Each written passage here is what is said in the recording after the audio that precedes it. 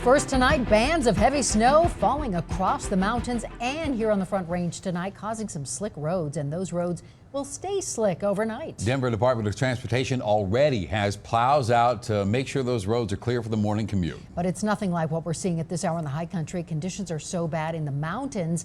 We know that schools are already canceling class. We know that DPS says they'll make the call at 4 in the morning. We're still waiting on other metro schools.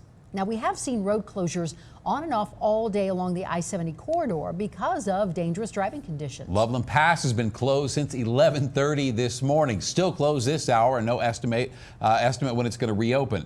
Keystone Resort had to cancel its night skiing because of low visibility and the winds. Now, all this snow in the mountains and the snow you're seeing out the window is the reason we are under a first alert action day. And Chief Meteorologist Mike Nelson's here tracking more on how much could fall overnight. Mike, it looks like there's plenty.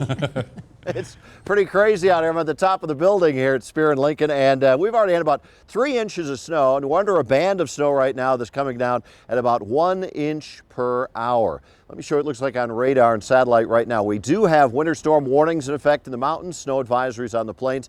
This has been a tricky one along the I-25 corridor and in the Denver area. The mountains are just getting hammered with snow, but we're getting bands of snow where it's coming down really hard and then just a few miles away barely snowing at all. But if you're underneath one of these bands, it can come down at a rate of 1 to 2 inches per hour, and it may continue to do that for the next 2 to 3 hours before things start to lighten up after midnight. The upshot with that is the school districts are going to have to make a tough call tomorrow morning about 3 or 4 o'clock in the morning just to see what the road conditions are like in their individual district. I've talked to a couple of different superintendents tonight. That's exactly what they plan to do. So it's very heavy snow in the mountains, bands of snow in the metro area and the I-25 corridor, and allow plenty of extra time. The roads are getting slick. I can see how slick they are from up here, but Gary BRODE down below at the street level has a much better idea on it. Gary?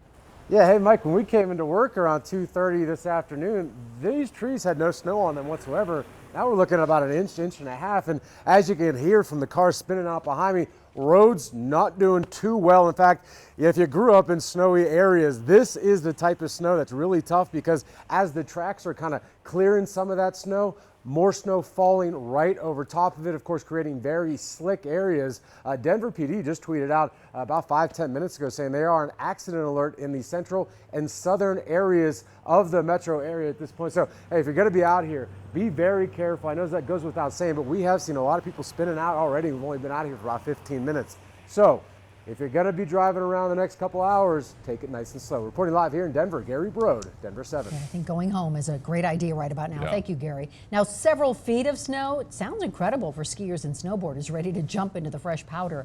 But if you plan on heading into the high country tomorrow, be sure and prepare for delays. Because of the heavy snow and those strong winds, avalanche danger is high across Vail and Summit County and into Steamboat. You can see there the flashing red on your screen. And we saw this scene from last year when a slide came down burying cars on I-70. CDOT wants to make sure that does not happen again. So starting tomorrow morning, they plan to do mitigation work along the I-70 corridor between Berthoud Pass and Vail Pass. And that means road closures and long delays for people driving up to the mountains. We want to make sure these roads are safe and passable for the public so that they can, travel these corridors with confidence that they can get to their destination safely. And CDOT says they plan to be efficient, but they are asking for your patience. So if you're traveling or if you're just curious about the conditions in your neighborhood, you can always get live radar updates on our Denver 7 streaming apps for Roku, Amazon Fire, and Apple TV.